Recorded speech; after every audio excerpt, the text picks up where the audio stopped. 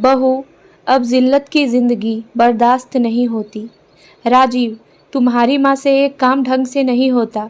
मैं kitty party में जाने से पहले तुम्हारी माँ से बोलकर गई थी कि मुन्ने को खाना खिला देना, मगर नहीं, उन्हें तो उनके टीवी सीरियलों से फुर्सत मिले तब ना। देखो, मुन्ना अब तक भूखा है, इसलिए कुछ ना कुछ खाने के लिए मांग रहा है। ठीक से मुन्ने का ध्यान भी नहीं रखा जाता इनसे। पूजा झल्लाते हुए बोली। सास माधवी जी पूजा की आवाज़ सुनते ही रसोई से बाहर आकर बोली, पूजा, मुन्ने को मैंने भर पेट खाना खिलाया है। उसे खाना खाए 2 घंटे बीत चुके हैं। खेल खेल कर मुन्ना वापस भूखा हो गया है, इसलिए कुछ न कुछ खाने के लिए मांग रहा है। तुम फिक्र मत करो, मैं आज राजीव की पसंद का आटे का हलवा बनाई है, मैं वह ला देती हूँ। पति के निधन के बाद माधवी जी घर की काम वाली बाई बनके रह गई थी। दीनदयाल जी के राज में उन्हें कभी इतना काम नहीं करना पड़ा था जितना भी बुढ़ापे में कर रही थी। काम ना करती तो क्या करती। बेटा बहू घर की जिम्मेदारियां ठीक ढंग से निभाते कहाँ थे। उन दोनों को पार्टी करने से फुर्सत मिले तब तो वे घर देखेंगे। आए दिन मुन्ने को छोड़कर पूजा भी घर से निकल जाती और माधवी जी दिन भर घर में चक्कर घिन्नी की तरह घूम घूम कर काम करती रहती। पूजा ने जैसे ही आटे के हलवे का नाम सुना, वह गुस्से में माधवी जी से बोली, आपको कितनी बार कहा है राजीव को ज़्यादा घी तेल मसाले वाला खाना मत दिया करो। अभी इतना भारी खाना नहीं खाते। पहले की बात और थी, मगर जब से मैं शादी करके आई हूँ, मैं इनकी सेहत का खूब अच्छे से ध्यान रखती हूँ। अगर मैं इनकी सेहत का देखभाल ना रखूं तो आप ऐसा खाना खिला खिला कर इन्हें मोटा ही कर देंगी और शायद आपको कोई फ़र्क नहीं पड़ता। मगर हम जिस सोसाइटी में रहते हैं वहाँ लोग बहुत मेंटेन रहते हैं। यहाँ सभी को अपनी सेहत का बहुत ध्यान है। कोई भी घी तेल वाला खाना नहीं खाता। मैं आपसे पहले भी कई दफ़ा कह चुकी हूँ, मगर आपके कानों पर जूं नहीं रेंगता। पीछे से राजीव बोला, माँ, आप भी ना जब देखो ज़्यादा खाना बना देती हैं। मैं और पूजा ज़्यादातर डाइट कर रहे होते हैं। तुम्हें कितनी बार समझाना पड़ेगा। आखिरी बार कह रहा हूँ, यह ज़्यादा तेल घी का खाना मत बनाया करो। माधवी जी कुछ ना बोली और वापस चुपचाप रसोई में काम करने चली गई। यह वही बेटा था जो रसोई में बन रहे आटे के हलवे की खुशबू से दौड़ा चला आता था और कहता था, माँ, सबसे पहले मुझे हलवा देना, कहीं हलवा खत्म ना हो जाए। तो माधवी जी बड़े प्यार से कहती, हलवा खत्म हो भी गया तो क्यों फिक्र करता है, मैं और हलवा बना दूंगी। और राजीव खुश हो जाता। वैसे राजीव का प्यार कभी छुपा नहीं था, इसलिए माधवी जी हर महीने राजीव के लिए हलवा बनाती और राजीव बड़े चाव से खाता भी था। मगर शादी के बाद पूजा ने तो राजीव पर सारी बंदिशें लगा दी थी। पूजा कहती, राजीव, तुम्हारी तोंद बाहर निकल आई है। खाने में घी तेल मसाला मत खाया करो। और हाँ, तुम्हें मेंटेन भी तो रहना है, वरना सोसाइटी में क्या इज्जत रहेगी हमारी। देखो, मिस्टर शर्मा और उनकी पत्नी मिसेज शर्मा सारा खाना डाइट चार्ट के हिसाब से खाते हैं। हमें भी डॉक्टर से डाइट चार्ट तैयार करवा लेना चाहिए। पूजा और राजीव ने भी दूसरे ही दिन डॉक्टर से परामर्श कर डाइट चार्ट बनवा लिया। अब उन दोनों का सारा खाना डाइट चार्ट के हिसाब से होता था। अब तो साल में एक बार भी राजीव हलवा नहीं खाता था, मगर आज मुन्ने के लिए माधवी जी ने हलवा बनाया तो सोचा थोड़ा ज़्यादा ही बना दे, ताकि थोड़ा राजीव खा लेगा। वैसे भी इतना सा हलवा खा लेगा तो थोड़े मोटा हो जाएगा। हमारे ज़माने में तो लोग कितना घी खाते थे, तभी तो इतने मजबूत रहते थे। शरीर में घी तो किसी ना किसी बहाने थोड़ा थोड़ा जाना ही चाहिए, तभी तो तंदुरुस्ती रहती है। अभी थोड़े दिन पहले ही तो राजीव को चक्कर आ रहे थे। डाइट का खाना मजबूती थोड़े देता है। यही सोचकर माधवी जी ने थोड़ा ज़्यादा हलवा बना दिया था, मगर वह नहीं जानती थी कि हलवे को लेकर उन्हें बेटा बहू इतना सुना देंगे। साल में एक बार राजीव माँ के हाथ का हलवा थोड़ा चख लेता तो उसका क्या चला जाता। अब ऐसे ही दिन निकलने की सोचकर उनकी आंखें भर आई। दीनदयाल जी के निधन के बाद बिल्कुल अकेली पड़ गई थी माधवी जी। घर में बेटा बहू सिर्फ नाम मात्र के थे। कोई सीधे मुंह बात तक नहीं करता था माधवी जी से। माधवी जी घर के सारे काम करती, फिर भी बहू पूजा उनसे बिल्कुल खुश ना थी। पूजा को माधवी जी फूटी आंख नहीं सुहाती। दिन भर रसोई का काम और मुन्ने को संभालने के बाद भी माधवी जी की घर में कोई इज्जत नहीं थी। पूजा ने उन्हें कभी इज्जत नहीं दी और राजीव वह भी सिर्फ पूजा की हाँ में हाँ मिलाता था। पूजा दिन भर अपनी ही दुनिया में मशगूल रहती। कभी किट्टी पार्टी में जाना, कभी शॉपिंग करना और कभी बाहर खाना खाने जाना, बस उसके यही शौक है। जब सारी सहेलियां पूजा के घर किट्टी पार्टी करने आती तब भी बेचारी माधवी जी ही सारी रसोई संभालती। सारी सहेलियां और पूजा खूब मज़ा करते और माधवी जी उनका तो जैसे कोई वजूद ही ना हो। वैसे भी दीनदयाल जी जब तक थे तब तक माधवी जी का भी मान सम्मान था, मगर जैसे ही दीनदयाल जी का निधन हुआ, घर की काम वाली बनकर रह गई थी। आधे से ज़्यादा वक्त मुन्ने को भी माधवी जी संभालती। फिर भी बाहर से आकर पूजा माधवी जी को ताने मारती और राजीव को भी भड़काती थी। पूजा को माधवी जी की एक आदत ना भाती थी। वह ज़्यादातर अपने कमरे में ही रहती ताकि उसे माधवी जी का मुंह ना देखना पड़े। माधवी जी बेटे बहू से बहस नहीं करती थी क्योंकि वह घर की शांति भंग नहीं करना चाहती थी। उन्होंने रसोई में ही मन लगा लिया था। सुबह सवेरे जल्दी उठकर भगवान की पूजा करके रसोई में लग जाती। वह भी व्यस्त रहना चाहती थी ताकि उनको भी सब सहन करने की शक्ति मिल सके।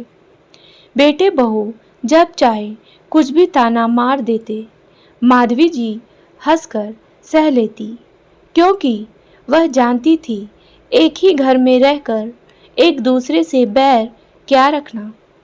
भले ही पूजा ने उन्हें कभी माँ नहीं माना था, मगर उन्होंने पूजा से कभी झगड़ा नहीं किया और वे जान चुकी थी जब बेटा ही इतने सालों में अपना ना हो सका तो बहू को क्या कहना। राजीव भी तो अपनी माँ पर ही निशाना साधता था। उसे अपनी पत्नी की एक कमी नज़र नहीं आती। दिन भर में कितना काम करती है, यह ना बेटे को दिखता ना बहू को। माधवी जी सभी के लिए चाय बना रही थी तो शक्कर खत्म होने वाली थी। माधवी जी ने पूजा को बताया तो पूजा ने कहा, अभी पिछले महीने ही तो मंगवाई थी। आप तो हमको तेल घी और शक्कर खिला खिला कर मार ही डालेंगी। और राजीव राजीव बोलकर आवाज़ लगाने लगी। राजीव के आते ही पूजा बोली, राजीव आपकी माँ के हाथों से सामान बहुत ज़्यादा खत्म होता है। कभी तेल घी खत्म तो कभी शक्कर खत्म। पता नहीं कैसे सामान इतना जल्दी खत्म कर देती है। घर में हम 3 लोग तो हैं सिर्फ, मुन्ना तो अभी छोटा है, मगर आए दिन इनका रोना लगा रहता है। रसोई में यह खत्म हो गया, वह खत्म हो गया। राजीव बोला, मैं तुमसे 1000 बार कहा है हम लोगों के खाने में कम शक्कर कम तेल घी डाला करो, मगर जिस तरह से सामान जल्दी जल्दी खत्म हो रहा है उस तरह से तो एक ही बात समझ में आ रही है, आप खाने में ज़्यादा सामान का प्रयोग कर रही हैं। माधवी जी बोली, बेटा अगर खाने में तेल घी मसाला होता तो तुम दोनों क्या मुझे दूसरी बार रसोई में खाना बनाने देते। माधवी जी की आंखों में आंसू आ गए। वह रोते रोते सोचने लगी, जो खाना बनाता है वही जानता है कि सामान कैसे खत्म होता है। पूजा तो कभी रसोई में आती ही नहीं थी, तो उसे कैसे पता चलता कि सामान कैसे खत्म होता है। और माधवी तो बेचारी कम तेल मसाले का ही खाना बनाती थी, क्योंकि उन्हें थोड़ी डांट सुननी थी। खाने की शौकीन माधवी जी ने तो बरसों पहले स्वादिष्ट खाना खाया था, और एक जमाना हो गया था ऐसा स्वादिष्ट खाना खाए। दीनदयाल जी जिंदा थे तो तरह तरह के पकवान बनाती, कभी पकौड़े, कभी शाही पनीर, तो कभी गाजर का हलवा, कभी और भी बहुत कुछ। और वे माधवी जी को भी बड़े चाव से खिलाते। आप मुझे क्यों जिद करके यह सब खिलाते हो? तब दीनदयाल जी बड़े प्यार से कहते, माधवी मेरे साथ खा लो, बाद में पता नहीं, बाद में यह सब खाने का मौका मिले ना मिले।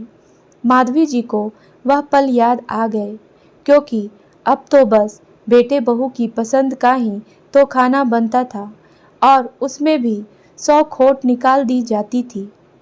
माधवी जी खुद भी वो डाइट वाला खाना ही खा लेती थी, क्योंकि पूजा को तो वैसे भी यही लगता था कि सब सामान इतना जल्दी कैसे खत्म हो जाता है।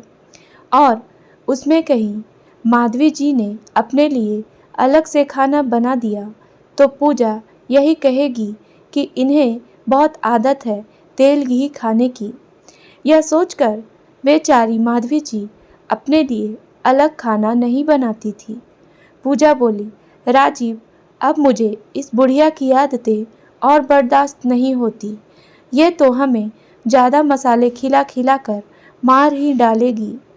मैं तो कहती हूँ इनका कहीं और इंतज़ाम कर लो। वैसे भी ये घर में करती ही क्या है, एक खाना ही तो बनाती है। उनके बिना भी खाना बन जाएगा। हम एक कुक रख लेंगे। कुक तो स्वादिष्ट खाना बनाते हैं और हमें इनके बोरिंग खाने से भी आज़ादी मिल जाएगी। राजीव बोला, हाँ पूजा, मुझे भी यही लगता है। पूजा, तुम्हें याद है हमारे घर से दूर उस दिन हमने कार में से जो वृद्धाश्रम देखा था, वह कैसा रहेगा? पूजा बोली, आपने तो मेरे मुंह की बात छीन ली। वहाँ का नंबर गूगल से निकाल कर इनका फॉर्म भर देते हैं। वैसे भी यह जितना जल्दी जाएंगी उतना जल्दी घर में सुकून होगा। माधवी जी ने रसोई से जब यह सब सुना तो उन्हें अपने कानों पर विश्वास नहीं हुआ। बहू तो बहू, बेटा भी मुझे यहाँ से भेजना चाहता है। उनके रोंगटे खड़े हो गए। एक पल के लिए वह सहम गई कि वह अब क्या करेंगी। क्या बचे हुए दिन वृद्धाश्रम में निकलेंगे? जिस घर में पहली बार दीनदयाल जी के साथ कदम रखा था, ये घर प्यार से दीनदयाल जी ने खरीदा था। उस घर से उन्हें हमेशा के लिए जाना पड़ेगा। जिस घर को संवारने सजाने में उन्होंने बरसों लगा दिए थे, जिस घर में उनके साथ दीनदयाल जी की यादें जुड़ी हुई हैं, यहाँ की हर चीज़ उन्हें दीनदयाल जी का साथ महसूस करवाती है। वह घर छोड़कर कैसे जाएंगी?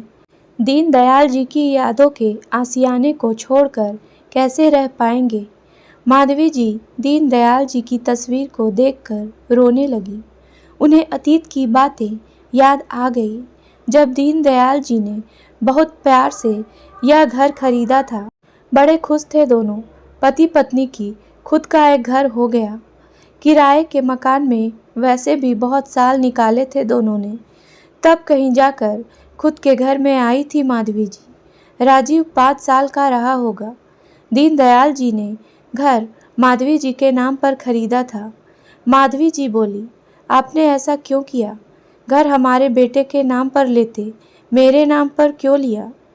तब दीनदयाल जी बोले, कल के दिन मैं रहूं ना रहूं, माधवी, क्या पता बेटा और बहू अगर तुम्हें रखने से मना कर देंगे तो तुम कहाँ जाओगी? तुम्हारा क्या होगा? माधवी जी बोली, आप भी क्यों ऐसा सोचते हो? क्या आपको अपने खुद के बेटे पर विश्वास नहीं है? दीनदयाल जी बोले, वक्त कब क्या रंग दिखाता है माधवी कोई नहीं जानता, इसलिए यह घर मैं तुम्हारे नाम पर ही लूँगा। माधवी जी को जैसे ही सारी बातें याद आई, उनमें एक शक्ति आ गई, एक हिम्मत आ गई, जैसे दीनदयाल जी कह रहे हो, माधवी यह घर तुम्हारा है, तुम्हें यहाँ से कोई नहीं निकाल सकता। यह दोनों होते कौन हैं तुम्हें वृद्धाश्रम भेजने वाले? शाम को माधवी जी ने सिर्फ अपनी चाय बनाई और बाहर बालकनी में बैठकर चाय पीने लगी। पूजा दोपहर की नींद के बाद जागी और रसोई में गई तो देखा कि उसकी और राजीव की चाय बनी हुई नहीं है। वह चिल्लाती हुई बाहर आकर बोली, मेरी चाय कहाँ है? आज आप अकेले अकेले ही चाय पी रही हैं? माधवी जी बोली, बहू अब से तुम्हारी और राजीव की चाय तुम ही बनाओगी और चाय पीकर खाना भी पूरा तुम ही बनाओ। वैसे भी मेरे हाथों चाय पत्ती, शक्कर, तेल, घी, मसाला सब खत्म हो जाता है, तो तुम अपनी गृहस्थी खुद ही संभाल लो। पूजा बोली, हाँ माँ जी, वैसे भी आपके चले जाने के बाद यह गृहस्थी मुझे ही तो संभालना है। तो अभी से ही सही। राजीव भी सब सुन चुका। वह बोला, हमने तुम्हारा फॉर्म एक वृद्धाश्रम में भर दिया है, कल ही तुम अपना सामान पैक कर लेना, हम तुम्हें वहाँ छोड़ देंगे। वैसे भी यह रोज़ रोज़ के ड्रामे तो ख़त्म हो जाएंगे। माधवी जी बोली, हाँ बेटा, सही कह रहे हो तुम, यह रोज़ रोज़ के ड्रामे ख़त्म करने का वक्त आ गया है। बस फ़र्क इतना है कि इस घर से मैं नहीं, तुम दोनों जाओगे। यह घर मेरे पति ने मेरे नाम पर लिया था, चाहो तो तुम कागजात देख सकते हो। इस घर पर पहला हक मेरा है, इसलिए कल ही अपना बोरिया बिस्तर बांधो और चले जाओ यहाँ से। राजीव और पूजा सकते में आ गए। राजीव दौड़ा दौड़ा अपने कमरे में आया और अलमारी खोलकर देखने लगा, जिसमें साफ साफ लिखा था, यह घर पापा ने माँ के नाम पर खरीदा था। पूजा भी पीछे से आई और कागजात देखने लगी। दोनों बाहर आकर माधवी जी से माफ़ी मांगने लगे। राजीव अपने बेटे को माँ के हाथ में देकर बोला, माँ पोते के साथ ऐसा नहीं कर सकती, कम से कम इसकी खातिर हमें घर से मत निकालिए। माधवी जी का मोम जैसा दिल आज पत्थर बन चुका था। वह बोली, आज तुम जो मेरे साथ करने वाले थे, मुझे भी आश्रम भेजने वाले थे, कल के दिन भगवान ना करे तुम्हारा बेटा भी तुम्हारे साथ यही करे। राजीव, मैं तुम दोनों को आज़ाद करती हूँ। आज जहाँ जाना चाहते हो, अपना मुंह मुझे वापस कभी मत दिखाना। और हाँ, मेरे मरने पर मेरे शरीर को आग देने या मेरी अस्थियों का विसर्जन करने का हक भी मैं तुमसे छीनती हूँ।